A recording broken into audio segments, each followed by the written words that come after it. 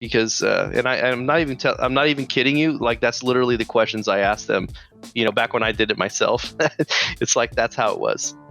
But the initiative that I've got after that happened when I lost Chris is that I felt bad. I hadn't spoken to him for so long that I'm doing a 15-minute call with all 100 team members. And I'm asking them two very simple questions. First I ask them about, their role and what they do, what's a typical day like. And then I ask them a very simple question that closes it out. What do you love the most about the job? And what don't you love about the job? And boy, has it been telling. I've done probably 23 or so interviews. I'm actually writing an article. I'm turning this into an article. I'm a contributor for entrepreneur.com. And just my lessons learned. And I just wish I would have done this sooner.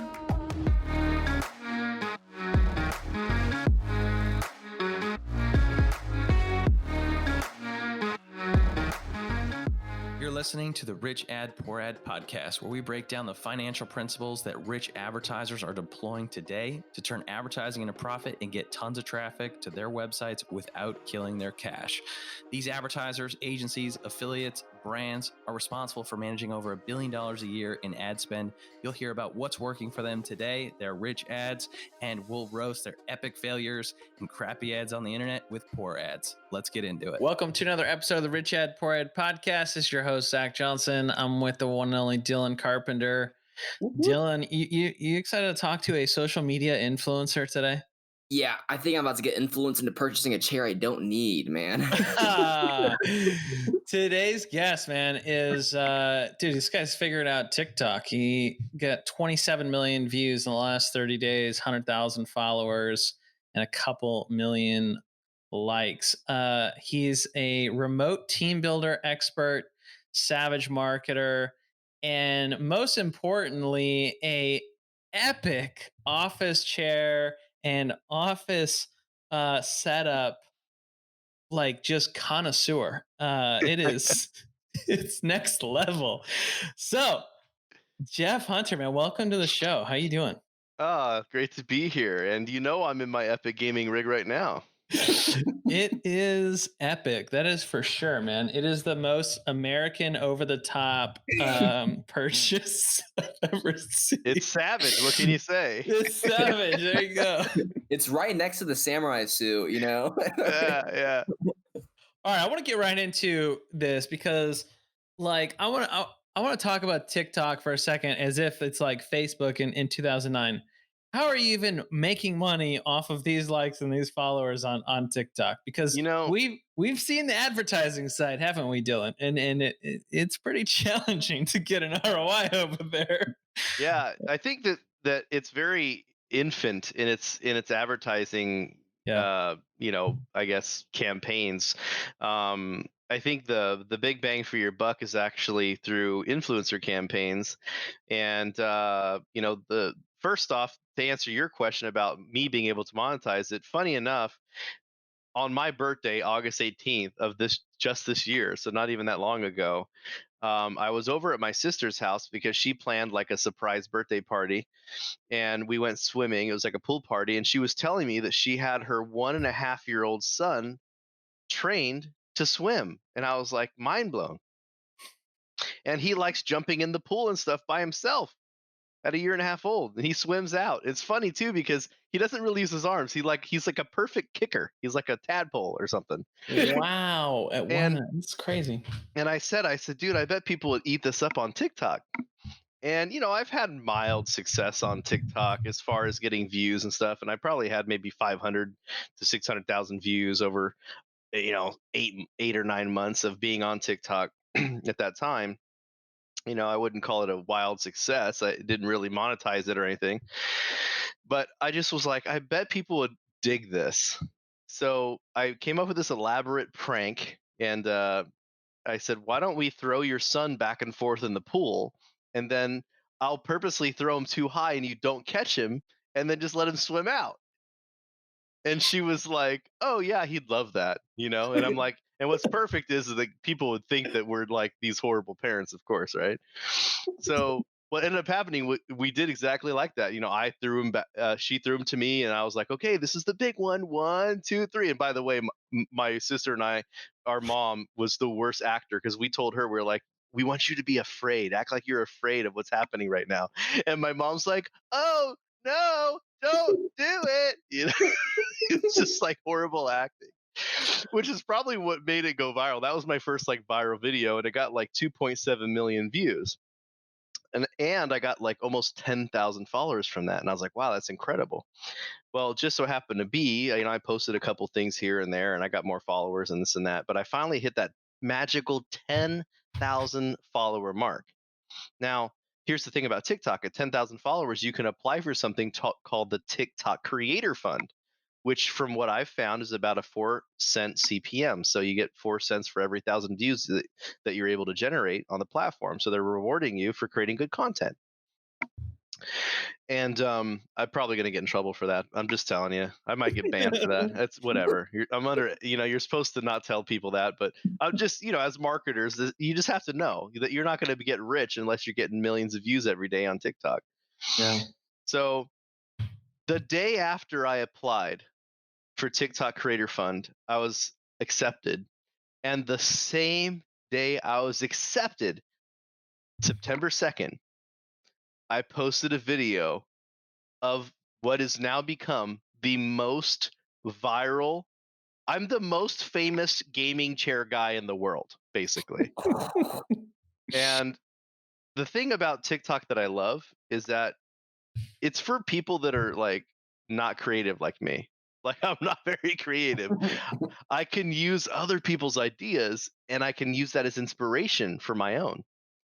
So the story behind the viral gaming chair is, first off, my client was buying a gaming chair. It was like a crazy office chair. And he was like, dude, this thing's like $3,600, but it's insane. You got to check it out. And I saw it and I was like, oh my gosh. And of course, first thing I did was I kind of hinted to my wife, planted a seed like, hey, like, hey, I've spent like lots of money, probably a couple $1,000s on gaming chairs and stuff over the years that I just didn't like, desks and chairs and stuff. And I said, look, this is the ultimate. It's a chair. It's robotic. It's like a transformer, And I said, and as a marketer, I said, I bet people, thinking back to what I did with my sister, I said, I bet people would get a kick out of this. So guess what happened? I saw this video on TikTok of this guy, and he's like, you know what? Living on your own is cool and stuff, but now I have adult money, which means I can buy stuff I don't need, like this. And in his video, he showed a shower curtain with a dinosaur riding a bicycle in underwear that said the word bitches. It was just like the most random thing. And I was like, dude, that totally applies to this because I bought this crazy thing. I have no regrets. And, people would look at it thinking this is crazy. So I literally set up my tripod. I recorded me closing the pod on myself and getting into it. And then I played his sound in the background. And by the way, that was at 10:15 in the morning. I had just come out of my project management call I have from 9 a.m. to 10 a.m. I just came out of that. I had a client call at 10:30. I posted the video in between that call. And by the time I got off that hour call with my client, I looked at my phone. It was like dead, like it was destroyed by notifications. And I had, 900, get ready for this. In less than an hour, 947,000 views and like 1,000 comments. And I was like, what the hell? Now, I never had, even on my sister's video that I did with her that had 2.7 million views, like the 2.7 million views came over like 4 days, So for me to have 947,000 in an hour, I was like, dude, something's like breaking the internets right now, right? So I literally go on Facebook Live and I tell people, guys, I'm going viral right now. This is absolutely nuts. But I did a 5-minute, by the way, I had a full counter of like 7 calls that day. Is this it's the one with 17 million views, right? Yeah, 17 million views now. Yeah, 1.9 million likes, just that one video.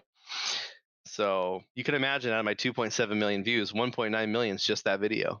Did you talk to, like, is there a way for these guys to know how much, like, other units they sold because of this? I've talked to them. They said they're having record sales. Yeah. Ooh. So, so anyway, that the reason I'm telling you the story is because this is how you make it into sales, right? Yeah. So, what ended up happening was I became really good friends with the manufacturer because they're like, dude, we're having record sales, right? And they reached out to me, and now they're sending me in 4 days their newest one. Okay. And by the way, I love you guys over there at Imperative Works. I want to give you a shout out, but you guys suck at marketing, which is probably why we have a good relationship. Um, they told me they don't have much of a marketing budget, so we're working out a trade deal type thing. They're hooking me up with a chair. But here's the thing, like, even the name of the chair, like, it should be called the Scorpion Gaming Chair, Yeah. right? Because that's what people are looking for. And it's not called that. It's called like the SK107 set. It's skew, right? Because that's how these companies think. They don't think like American marketers, right? So, but now I figured out ways to leverage this, and I've made tons of money on Amazon affiliate links because everyone and their uncle is saying. And here's the sad part. I almost feel embarrassed. I'm going to give a shout out to this guy Travis Linares, who made me realize how much of an idiot I am. Because when I posted on Facebook that my video is going viral and stuff, he commented and said, "Yes, I've made like $6,000 from your video so far." I'm like, "What?" And he goes, "Yeah, I'm just responding to people that are asking where to get it with the Amazon link with his affiliate code." And I'm like, "You bastard!" That's awesome. So then, of course, I started doing it. And Travis, if you hear me, yes, I deleted your comments, but I still love you. Um, so then it made me think, why don't I set up a dedicated page on my website for driving traffic from TikTok? And of course, it was 2 days after I went viral. Too late, right? But I still had 100,000 clicks to my profile. And I still, that I leveraged, and I probably got maybe 30,000, probably less than 30,000 that went to my website. So I really missed. What I've learned from this, by the way, is you need to be freaking ready to go viral. And it's like, even though I was trying to go viral, I wasn't ready to go viral. I wasn't expecting 17 million views on a video, right? Right. So what I would say to anyone who is trying to do content marketing and blow it up is that you've got to have a plan. And the plan is you've got to be prepared with a specific landing page that is relatable. Because I'm a gaming guy, everyone's asking me about the gaming chair. I set up a dedicated page that tells people to join my Discord and gives them a whole breakdown of the hardware and where they can get it. And of course, Amazon links to it all. Yeah. I actually did something just for you guys today. Ooh. I did something for you guys today because I wanted to be very specific. But if you go to my TikTok page, you guys are going to link it to people, I assume. I made a video called "This is Why I Got 2 3D Printers." It's my latest video. I'm watching it right now. And my videographer, Devin, shout out to Devin. He's coming over here in less than 10 minutes. But we shot I bought 2 3D printers, and it's funny because this is a true story. I bought one 3D printer. It's only $279 on Amazon, and Oh. technology's come a long way. I mean, it really is great. And I printed a 2-part self-watering planter. Well, one part took 9 hours to make, the other took 12 hours to make, so I wasted a whole day printing a damn planter. So I said, if I had 2 3D printers, I could print both parts at the same time, and I'd be done in 12 hours, right? My gosh. Jeff, I feel like you're like a full-time social media influencer with like a part-time remote team expert. It's passion, bro. And let me tell you something. This is what's beautiful about building virtual teams, because obviously we've only talked about marketing here, but what I've learned, I've been in IT project management my whole life, basically, and I'm really good at it. I work for a Fortune 500.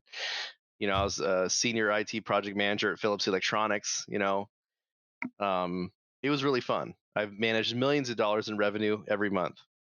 But the cool part is, if you're really good at managing and building remote teams, is that they run themselves, which mine does. Like, I logged on today for our project management call today, and my project manager, who oversees the executive assistant team, told me that she hired 12 people today, right? So my team is being ran by my project management team, and my time is dedicated to the business is 1 hour a day from 9 a.m. to 10 a.m. supporting my project managers. Other than that, You can find me on TikTok yeah, selling in chairs. my gaming room. Yeah. Okay. So I think that that's the goal in life, though. I think that that's the entrepreneurial dream that everybody wants to live, but they don't. And it's like, like I'm trying to help people understand that, you know, this Grant Cardone, Gary V. Hustle, and don't get me wrong, I like those guys. I've got to Yeah. connect with both of those guys. But most entrepreneurs, it's like that cliche saying, but it's totally true, which is, most entrepreneurs are just people that would rather work 80 hours a week for themselves than 40 hours a week for someone else. Yeah, yeah. And they So what's your 80/20? Like what is like Jeff Hunter's like, core business in terms of help? Like, is it helping other people with their remote teams? Because you yeah. just told us about a rich ad campaign, a viral video that you ran for somebody else that you didn't get money for, but you might get a free chair, which is amazing. But I want to know like what your real what's your real business? I don't know. Yeah, I have over 100 people on my team that we support. We Most of our clientele, we have really two different clientele we serve. We have like the entrepreneur. I don't want to say the solopreneur, although we do have some of those, but digital marketing agencies or entrepreneurs, consultants, people like that. Like, for example, a PR consultant and a JV consultant. Let's say Latasha. Shout out to Latasha. She's basically running a business. She has some partners that she works with in her business, but most entrepreneurs are doing they're their own secretary, right? So we have what we call executive assistants that people leverage to do a lot of things for them. For example, for me, my assistant Isabel, she responds to all my emails. She documents. She actually logs into work 1 hour before I even wake up because I have anxiety over email. So she'll go through and sort all my emails before I even wake up because she knows I have a bad habit of waking up and reaching over to my phone and looking at my emails, right? So like she shows up to my meetings, she takes all my meeting minutes, she follows up with action items, she creates checkouts for me, she goes and updates information into the CRM with customer data and things like that. So I mean, these are all things that, pretty much every business owner of all types needs. So that's on the solopreneur side. The second side of it is teaming up with a lot of tech startups. I love tech startups, by the way. I love SaaS companies like Convoso.com, Nations Lending, one of my clients, Domo.com, one of my Mm. clients. You probably know them up in Salt Lake. Adobe, where we're taking strategic assets in their company, key stakeholders. Like, for example, at Convoso, they have a marketing director, a sales director, a customer experience manager, and of course, they're also working way more than they should, right? They're always wearing multiple hats. They have all the stuff to do. So pairing them up with executive assistants to drive super productivity. And what we're doing basically is helping businesses get the most out of their talent by Hmm. leveraging our team to do a lot of the dirty work, right? A lot of the grunt work to The keep dirty, their the yeah, dirty. it's Oh, dirty work, right? The grunt work. It's talking about this Nations Lending, I'm on their site right now. They're a client of yours. uh-huh. Lending is like some serious workflows, right? Like it Oh yeah. is from application all the way through to underwriting and funding and collections. I mean, if you think your marketing automation is difficult with like a funnel, like jump into lending. It takes Yeah. workflows to a next level. Yeah. And these guys, so one of the things that I'll tell you is, and to transition over, a lot of people, they come to me and they want to hire, quote unquote, a virtual assistant. Like that's what they think. And I'm like, okay, well, let's talk about it. What do you want your virtual assistant to do? What can it, and they're like, well, I don't and I'm like, do you have any sort of documentation or processes or anything like that? Well, most people come to me and they feel like they're just going to hire somebody and then figure it out. And that's the problem. I think not enough people invest the time in figuring out what they want to do first and then filling the role to fit, right? And I That think that. I think that's a big part of my role in the company. Actually, is we're building out case studies with how Nations Lending and Convoso and QCSS, a call center based in Chicago, and all these people are leveraging our services. We have a recruitment company. David Stephen Patterson has a recruitment company that we're doing most of his recruitment. We have our executive assistants are running his LinkedIn account and his other rep LinkedIn's account, and like finding people that have certain years of experience with skills that have this and that. I mean, Yeah. think about how much time that takes, right? Now, A lot. A yeah, Yeah. lot. when it comes to the outsourcing side, how do you get people to get over that lump to where it's like, I don't want to give away the keys to the castle? It felt like that could be a pretty solid objection. I've even come across it where I'm like, I like doing this stuff. I could pay somebody else, but I'm like, I don't know if I trust them enough. But I think that comes down to what you just mentioned, is already having those processes in place. Well, I will tell you this: a lot of people think that, you know, they believe in what I call the lie of the 4-hour work week. And Tim Ferriss has done a great job making my sales. But the thing is, the way that most people teach virtual assistants or executive assistants and remote teams is that you go on Upwork or Fiverr or online jobs or whatever, and you find somebody who's looking for a job, and you can pay them $3 an hour and this and that. What I found is that that's the exact opposite of what you need to do. What we do is we actually actively recruit people from Mhm. very specific industries. And by the way, I found a little hack is that if I go to companies like Uber, Microsoft, Shopify, who already have great teams established, they have great training processes, call centers like T-Mobile, things like that, where they have like third tier support level, where someone who actually has a Mhm. brain, who is not just repeating from a script and saying, yes, how can I help you today? Like someone who's actually able to troubleshoot live on a phone, technical support type stuff. Mm. And by the way, already used to working during US hours because that's what they've been doing, right? Mhm. Then we're able to say, okay, have they worked there for 2 to 3 years? See, we're doing the same recruitment, right? So 2 to 3 years of longevity. What type of things they do. We make our interviews very experiential, which means that they're Mhm. actually given work to do and they can prove their value before they even get hired, Mhm. right? So our recruitment process, just because thankfully I have Mhm. quite a background in IT recruitment already, I'm just doing the same exact stuff that I was doing, but applying it to an outsourced Mhm. model. Which, by the way, I hate the term outsourcing. I like upsourcing and downsourcing, because there's things that you hire people for that are difficult, and then there's things that you outsource to Yeah. people because they're not. Right. So do you manage the VAs, or like how much does it cost to like hire a VA through you or work with you? Depends. We do two types of things. We have a part-time and a full-time. We have $700 for a part-time. That's someone dedicated to you 4 hours a day. The reason why the cost is low is because we recruit them specifically from the Philippines. Actually, we might be raising our prices. So guys, this is the pricing now. $700 part-time, 1,300 full-time. So you're saving $100 if you go full-time.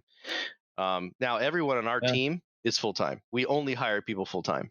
And the reason why is because another thing you'll learn when you build remote teams is that when you hire somebody and they're just looking for a part-time job, that means that you're not their priority.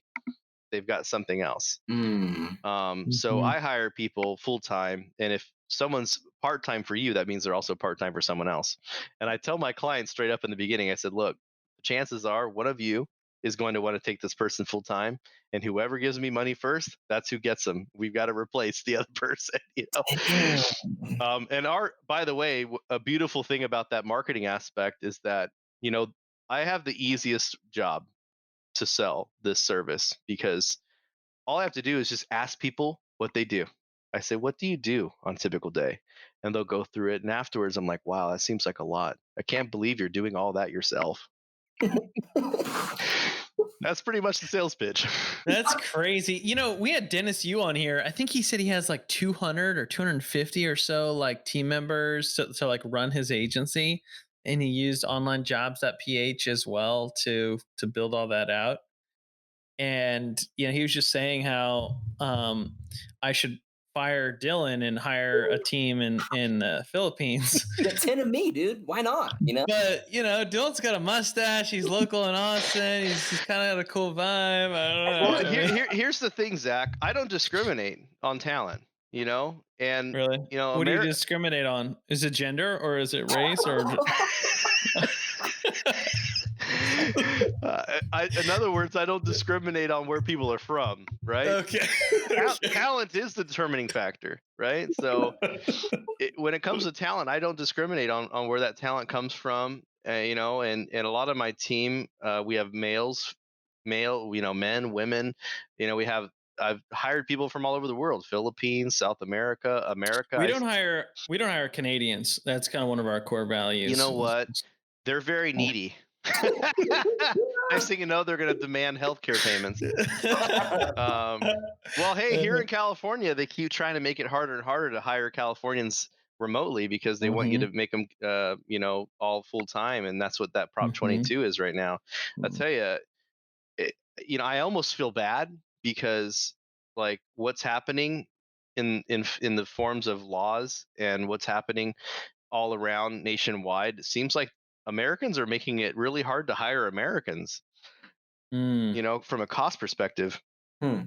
And one of the things that's been really intriguing to me is that, you know, it's very easy to hire someone overseas. You just fill out a W-8-BEN form that says that they're not a resident or a citizen of the United States, and whatever the hell contract you come up with is whatever the hell you come up with. Mm. You don't have to. In California, you have to pass some ABC test to see, like, are you in control of their hours? Are you in control of, like this whole employee versus 1099 type situation. It's just getting really Yeah. challenging. So So there's we're just totally going way off base here on yeah, when you guys are listening to this, it's a Friday afternoon. We've already recorded like 7 episodes this week. I apologize, this has nothing to do with the format of the normal Rich and Forehead show.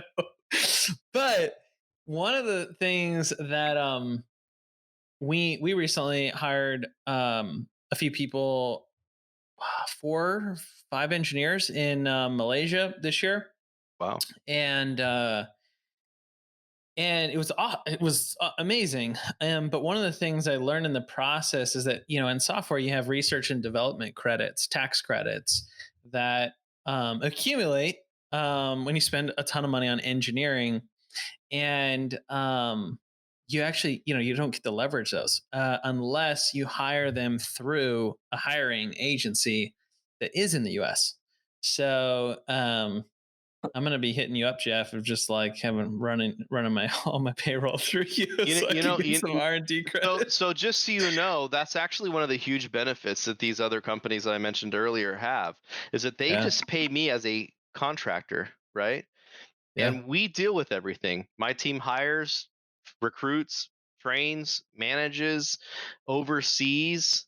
We do every quarter. We do quarterly reviews with our clients. I mean, we're getting what's beautiful about when you work with a remote team, it is culturally different. And that doesn't matter if Yeah. they're in America, Philippines, whatever. It's a different culture, remote work culture.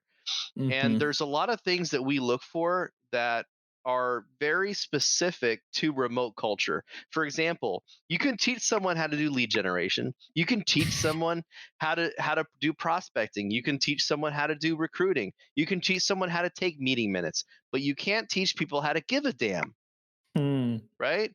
Yeah. So we have a lot of, like I said, experiential stuff that we're able to kind of gauge somebody's interactivity level. And I know that's probably not a very oftenly used word, but how No. interactive is someone? How proactive is someone? Right. Does someone have the ability to give them a problem and just figure it out? Can they Google Mm-hmm. stuff and figure things out? Dude, when you work remote, that's one of the most important skills you can have, is that figure it out factor, right? Mm-hmm. So, I think one of the success cases that I have to say, one of the most reasons I'll say one of the reasons why we're very successful in what we do is because not only do we have that recruitment process, but what I've found is that when you hire A players, they attract other A players. So, Mm-hmm. like the 12 people that just got hired today, they're referrals from other people, other A players that we've hired in the past 90 days or so, right? And Mm-hmm. magically those flow in when I start telling them that there's an incentive bonus Mm-hmm. for people that work out, right? Mm-hmm. Yeah. We have an internal incentive program where they get paid a couple $100 if they refer somebody and they stick around for 90 days. Mm. Um, This episode is brought to you by Funnel Dash's Ad Card, the only charge card exclusively for your digital ad spend. And if you're an ad agency that manages 7 or even 8 figures a year in media and ad spend for your clients, and you're looking to double your profits over the next 6 to 12 months, then check out Ad Card. See, the typical agency model is this. You charge 10% of your spend, and you make 10 to 20% margin at the end of the day. So that's really 1 to 2% of your client's spend that is profit in your business. The easiest way to double that is to really find a way to earn in that 1 to 2% cash back of the card that is on file of your client's ad account. And before Ad Card, what you had to do was invoice all your clients for their ad spend up front, which is really difficult on a cash flow basis and very difficult ask. And then you had to put the card on your own Amex or whatever card of choice to get that level of value back into your business. With Ad Card, it's entirely different and streamlined. You simply get your clients on Ad Card and make yourself the agency of record, and you'll get the cash back as long as you're managing the ad spend. It's a great way to double your profit without doing any additional work. Check it out at funneldash.com. So what does the business look like of running, this type of a model for VAs or, outsource help? Like, is somebody like work with you for like a year, 2 years, and you're just running their customer service team or VA team? Like, what are the top like 3 use cases of like the most obvious reasons why you should go hire somebody in the Philippines through you? well, I think you propose two very different questions in the same sentence. But first off, the reason why people would like to hire someone in the Philippines is probably not for the reason that most people think. Most people think that the Filipinos are very cost effective. I used to get so much crap, Zach, about people saying, Jeff, you're just exploiting third world countries. Like you're just getting cheap labor and whatever else. And it's funny because that is, and technically, yeah, the cost value benefit is very high in the Philippines because the average person in the Philippines makes about $9 a day. So when you're able to charge, when you're able to get somebody, a multiplier of their revenue that they're Mm-hmm. making, like I just had so I have one-on-ones with every single person on my team. I just got off a call with Mary Rose, who's been working with us. Wait, you have 100 people on your team. You do one-on-ones with all of them? You know what? I just had 2 weeks ago, I just had my very first instance of losing someone on my team. His name was Christopher, and he was an incredible young man. And he had just gotten married, and he was working 2 shifts. He was working for 2 clients full time. Oh And man. I never knew why, by the way, until after he got killed in a car accident. His wife messaged me, told me that he was working a double shift, and that the reason why is because they were saving up for a house and they were going to start a family. Oh my gosh. Jeez. I'm getting emotional here.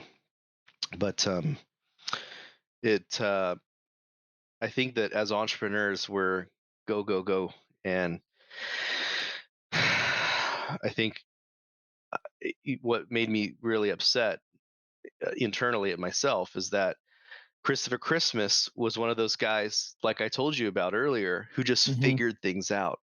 I don't talk to my team unless they need my help, and Mm-hmm. he's been working for me for years. Mm. And outside of Mm-hmm. introducing him to a client, Mm-hmm. I didn't have to talk to him because he always did amazing work. And Mm-hmm. I felt so horrible when his wife told me that she was planning on coming to work for us. They were going to work on the same team together because she works at a call center, and it's very difficult in the Philippines. If you guys don't know, in the Philippines, most of the highly qualified, say, call center agents, they travel a lot back and forth to work.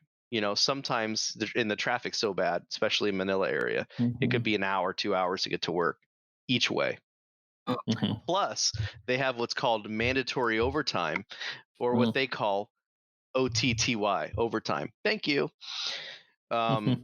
So my recruitment strategy is not only do we want to find these amazing people that are and by the way, making probably $200, $300 a month, which is insanely low for the value that they produce. Mm. So what I do is I say, hey, look, how would you like to come and work for us doing something very similar to what you do now, but you get to work with a real team virtually at home in your pajamas, and you only have to work 5 days a week, and you don't, and if you ever do work overtime, you get paid for it. And and get paid 2 to 3 times what you're making right now. It's Mm. that's how we really recruit people, because and I'm not even kidding you, like that's literally the questions I asked them, back when I did it Mm. myself. It's like that's how it was. But the initiative that I've got after that happened when I lost Chris is that I felt bad. I Mm. hadn't spoken to him for so long Mm. that I'm doing a 15-minute call with all 100 team members. And I'm asking them Mm. two very simple questions.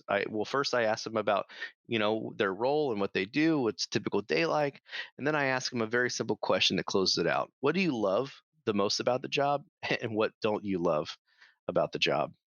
And boy, has it been telling. I've done probably um, 23 or so interviews. I'm actually writing an article. I'm turning this into an article. I'm a contributor for entrepreneur.com, and just my lessons learned. And I just wish I would have done this sooner.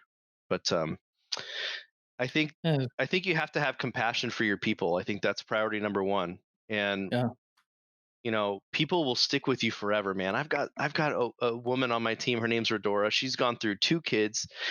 She's worked for me for 7 years, and she's progressed through like 4 or 5 different roles in my company. She's now the operations manager, right? Loyal as hell. And she told me one day, she said, because, there were bad months back in the beginning, of this company, just like most.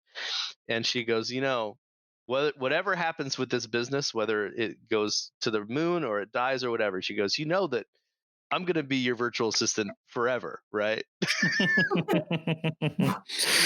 Yeah, that's crazy, dude. So it's always about the people, Zach. That's the bottom line, man. Like, it all comes back to the people and how you treat them, and making sure that you have the right people. I'll tell you, I spent a lot of sleepless nights hiring the wrong people. It's one of the hardest things Mm. you could possibly do. I'm sure I'm sure you've hired some of the wrong people too. It's some of the most draining things that you could possibly do in life is hire the wrong people. Oh yeah, dude. I feel like one of the big financial principles for this podcast would be just thinking about the ROI of hiring the right people, but also that hiring like a team in the Philippines is an option.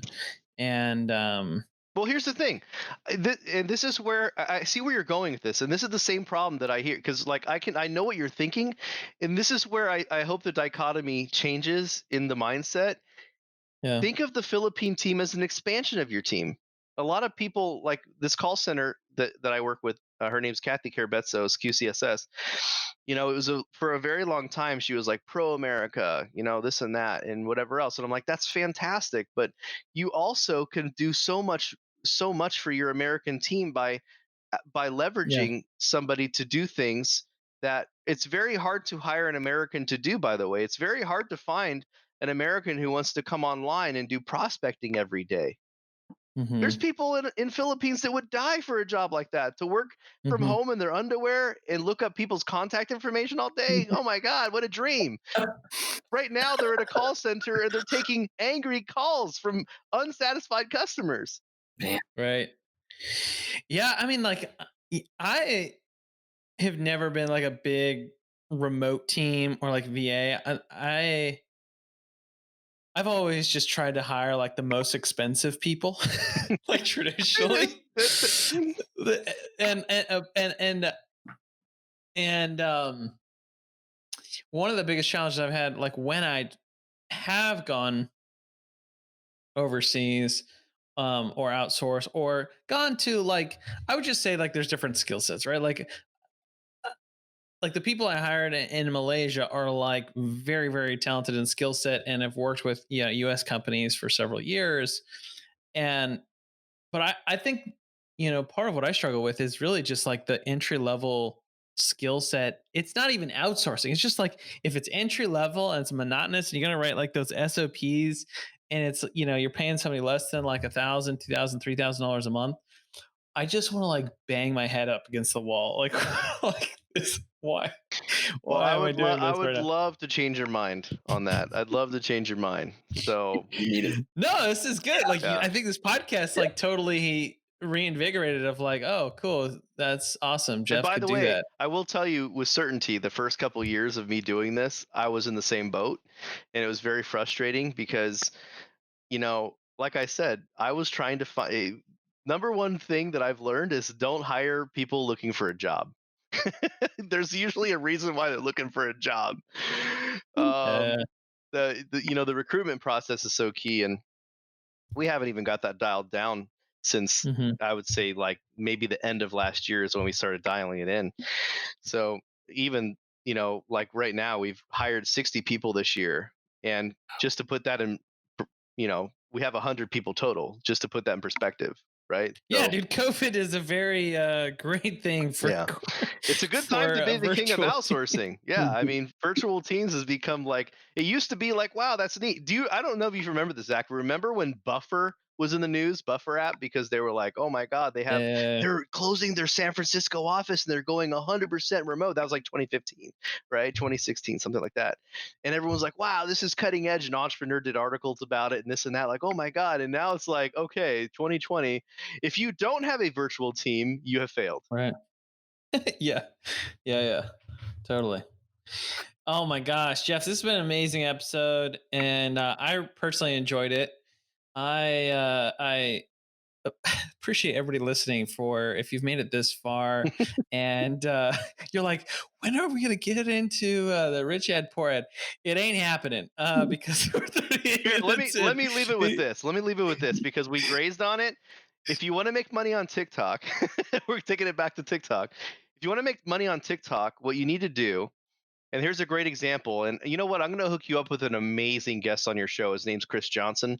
He's been featured and won a contract on Shark Tank. He actually won a deal with Mark Cuban, and for Nice. something called the Rapid Ramen Cooker. So it's Ooh. actually one of the most viewed, episodes of all time on the Shark Tank. There's even colleges that are using his episode as like examples of how to pitch. Like it was so good. So what he did was he found out of nowhere that his rapid ramen cooker started getting crap tons of sales last year, like out of nowhere. And he was trying to figure it out. He was doing Google Analytics to find out, oh my gosh, a lot of sources coming from TikTok. Well, it turns out that this girl did this little, and she has a lot of followers. This girl basically put some ramen in the rapid ramen cooker. It was like a 10-second video. Put it in the microwave. Ding, ding, ding. It came out. Look, perfect ramen every time. And so then people started Googling rapid ramen cooker. And he was like, oh my gosh, if that's just one person randomly, imagine if I was doing this with all these other influencers. And he has 40 something products, right? So now he's been leveraging these relationships, and he has relationships with tons of the highest TikTokers out there.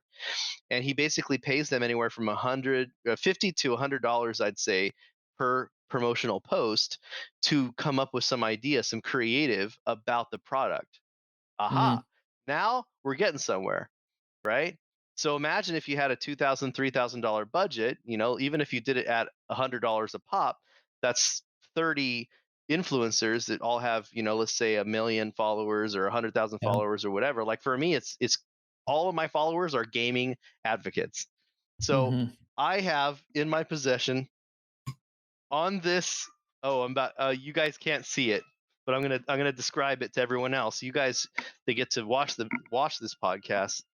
It's a shame, but I have right here in my possession the very first. No one's even got these yet because I'm working out a brand deal right now. Okay, but this here is the new Nokia AirPod competitor. Ooh. Okay, this is brand spanking new. No one has this yet. I'm the very first person to have this because I've worked out a brand deal with these guys to advertise this. 150-hour battery life. Oh my 150 hour, right? So This is what I'm talking about. These guys are paying me to do a TikTok video about these earbuds. That's awesome. Well, you get free shit when you're on TikTok. I love Oh it. That's God. awesome. That's the dude. name. That's how we name it. How to get free stuff by doing videos on TikTok. There's the title for this podcast. Oh my gosh, Jeff, tell everybody how we can support you and how they can get in touch. Absolutely. JeffJHunter.com, guys. If you want to see my TikTok, I highly recommend you take a peek at it because I'm learning every day. And I think that's why I wanted to be on the show, Zach. I really am honored that you invited me to be on the show because I know that you're, like me, a constant evolving learner. And in the marketing world, boy, it changes all the time. So it's really great to be along for the ride, and I encourage all you guys to join the ride together. I love it. All right, thanks so much.